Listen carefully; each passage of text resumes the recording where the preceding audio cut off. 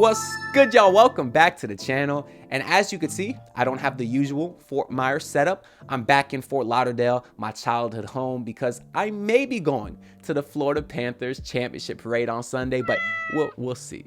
And I guess I should mention for any new fans, because this channel has had crazy growth in the last 24 hours since the Heat took Khalil Ware, that you can tell this is my childhood home because I have a big 3 poster in the back in which I covered up LeBron with a picture of Hassan Whiteside. Don't blame me, Heat fans. You know there was a point when you liked Hassan Whiteside too, and as a 15-year-old kid who was really petty when LeBron left and Hassan Whiteside was really fun, this is what you get.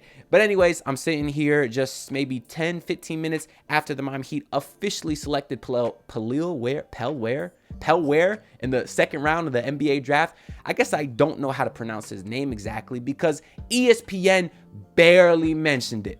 And trust me, we'll be talking about Pelle Ware in this video. I'll probably have a more thoughtful breakdown in a video tomorrow or the next day, something like that. But this ESPN coverage really bothered me because I'm watching the whole draft and you're getting all these in-depth analysis on all these picks, and you're getting the thoughts from Woj and these nice highlight packages, and you get to see the kid shake the commissioner's hand. But no, not for Pelle Ware. They simply gloss right over it. They're talking to Donovan Clingan's bum ass, who Joe Cronin selected because he's a terrible GM. And they don't even mention Pelle Ware until maybe about 5 minutes later. They don't even show the graphic on the bottom. And that is just continual coverage of how much ESPN hates Miami.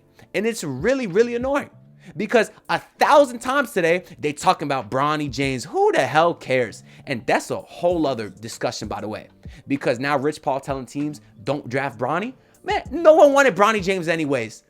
Boy, the kid averaged 5 points a night. Like, who the hell does he think he is to tell teams not to draft me? That's just disgraceful. And I'm sitting here right now. It's actually the Boston Celtics pick, meaning the Lakers pick next. So I guess we will see live if the Lakers take him. And that'll make me upset even in of itself, because if the Heat got in trouble or Dame got penalized because his agent said, don't trade me anywhere but Miami, that's not okay.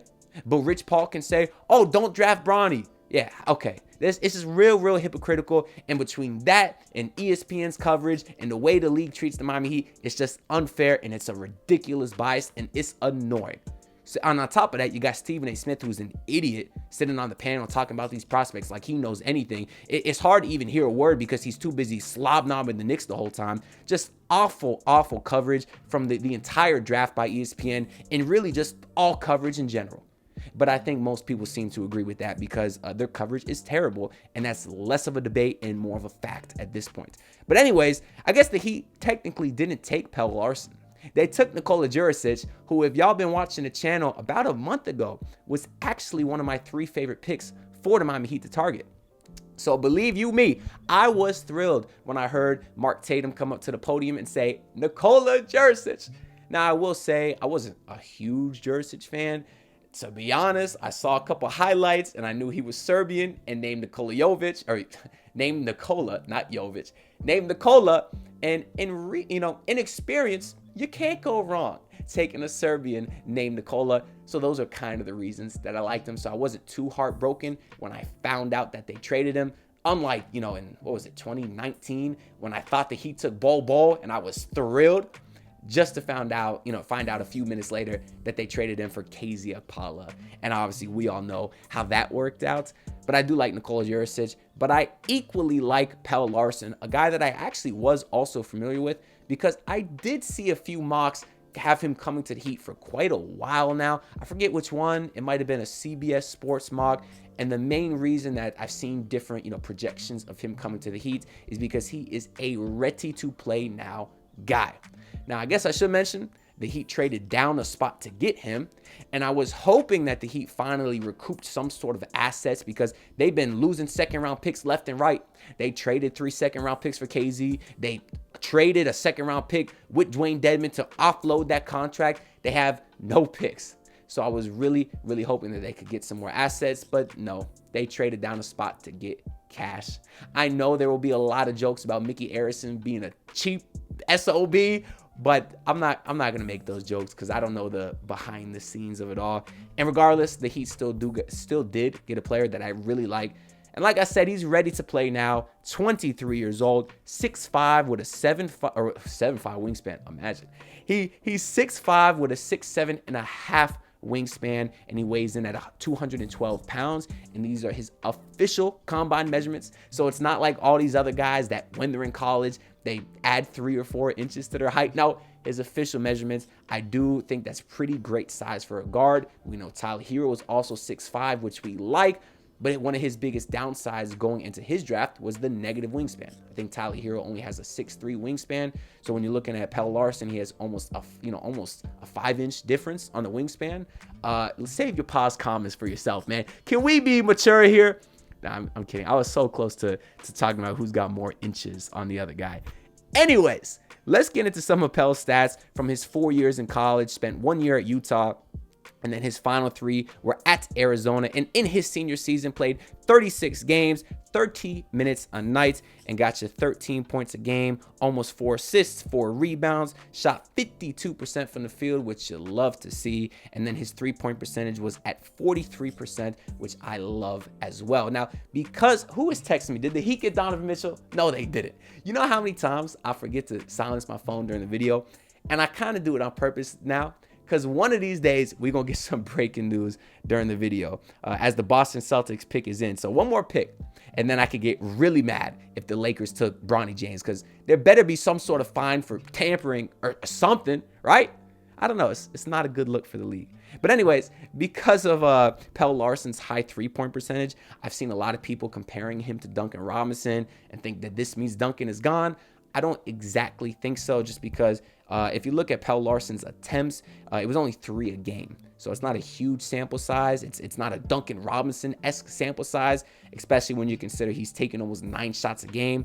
Only 33% of them are coming from the 3-point line. So I look at him as more of like a 3-level scorer / 3-and-D type player than a Duncan Robinson. I do want to know his free throw percentage. He was only 75% as a senior, but he was plus 80% in all the prior years.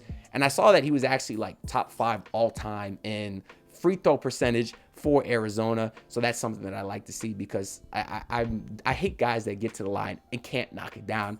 That's something Tyler Hero has been very good at. So that's a positive for Tyler Hero, because I hope I'm not too negative in this video when I talk about potentially replacing him with Pelle Larsson. We'll see. But speaking of comparisons, though, I did see a few for Pelle Larsson on the internet. The Ringer compared him to Desmond Bane, who is a high-volume 3-point shooter. And I also saw comparisons of Grayson Allen, same thing.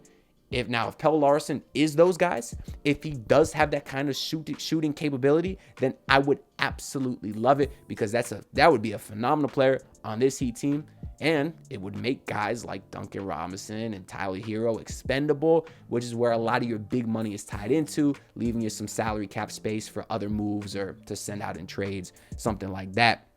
Now, another comparison I saw was Rudy Fernandez, though. A little bit of a throwback name for y'all, and that is someone who was a sniper in of himself, and he had a similar size to Pelle Larsson, so I think that's a pretty great comparison there as well. Now, also on the Ringer, they gave him some badges that I love. I call these the Heat Culture badges, because the first one is Hustle. I saw this one highlight going around on Twitter. I think it was Playbook Sports that posted it first. They said Pat Riley saw this highlight and said, "Sign me, yup." You love to see the hustle from the kid, diving on the floor. He also has badges of pull-up threat, catch and shoot 3, on-ball defender. My phone is blowing up, which guarantees me that somebody probably took Bronny James, or the Lakers are on the clock.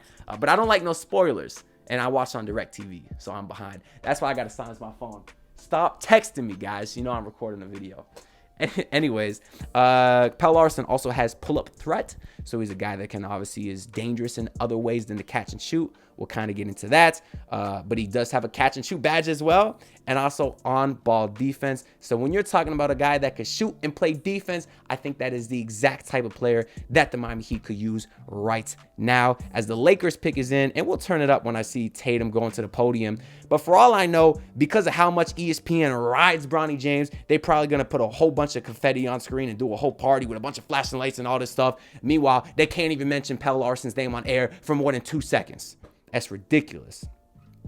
But I mentioned how Pelle Larsson isn't necessarily a Duncan Robinson prototype. We know, well, not so much last year. Duncan became more versatile. But before that, we know Duncan was shooting like 90% of his shots from three. For Pelle Larsson, actually 46% of his shots came at the rim. So he is a guy that is able to get to the rim quite a bit. And at the rim, he shot 70% there. So he's a guy that's a very good finisher when he gets there. Here's Mark Tatum. The 55th pick in the 2024 NBA Draft, the Los Angeles Lakers select Bronny James. Oh my God. Of Southern California. Where's the confetti? Look, they about to go into it. I'm not lit. The anticipation has been building. Man, no one cares about Bronny James. As I sit here with bated breath, watching this, watching the stream, seeing if they were actually going to take him. In all seriousness, though, I'm being petty because I guess I'm petty. LeBron left, but it's cool as hell to see a son playing with his dad. That's dope. I really hope they get to share the floor together. And nah, that's cool. That's cool. I was being a hater earlier in this video, but that's cool. I'm not gonna lie to you. I'm excited to see it, man. That's cool, man. That's dope.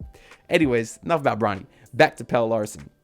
It reminds me a little bit of Max Strus and Duncan Robinson, where although those guys were great three-point shooters, they were always elite at finishing at the rim, always in the 80s to even low 90s, I remember at some points for those guys. So although Pelle Larsson isn't at that efficiency, he does have a lot more volume, so the 70% at the rim is great. I also saw that he's a great transition scorer. He's very good off the dribble, so this is also not a guy that's just catch and shoot, which again is why I don't love the stereotypical white boy shooter comparisons, because I think he's a little bit more than that. I've also read that he's a good athlete. I've seen some nice dunks. Dare I say, sneaky, athletic. I hate when commentators say that about the white boy. What makes him sneaky? The fact that he's white? Yeah, absolutely. Which I get it. It's just funny because they don't even try to hide it anymore. They're like, oh yeah, this guy is sneaky athletic. Tyler Johnson, sneaky athletic. Even though Tyler Johnson was mixed. But for all intents and purposes, Pelle Larsson is sneaky athletic, so he's not just your under the rim guy most of the time. And as far as the shooting, that is something that I think can continue to even progress at, to maybe get to a high volume guy, because the form is great. He's awesome on the catch and shoot, running around screens, and we know how Spoelstra likes to use an offensive system full of screens and movement and all that sort of thing, which I think is excellent. But Pelle Larsson has also shown that he can use the gravity of his shooting to get inside, finish with floaters, mid-range shots. He really looks to be a potential 3-level scorer. So again, if the Heat were looking to replace someone with Pelle Larsson, I don't think it's Duncan Robinson. I think it's closer to Tyler Hero. But we'll see what happens. It's still a very long offseason ahead. Let me know y'all thoughts down below on everything. Pelle Larsson, Bronny James, ESPN broadcast. I will be reading all the comments. Make sure to like and subscribe, because I'm on the grind to hit 5K subs by the start of next season. The growth has been crazy over the last 24 hours. Let's keep it going. And I'll see y'all next time. Peace out. Look, pull up in your city trying to get that dead face. Do it on my own, I don't need no dead weight. Had to kill him off, yeah, I need a head space. You know this homegrown bitch don't offend me.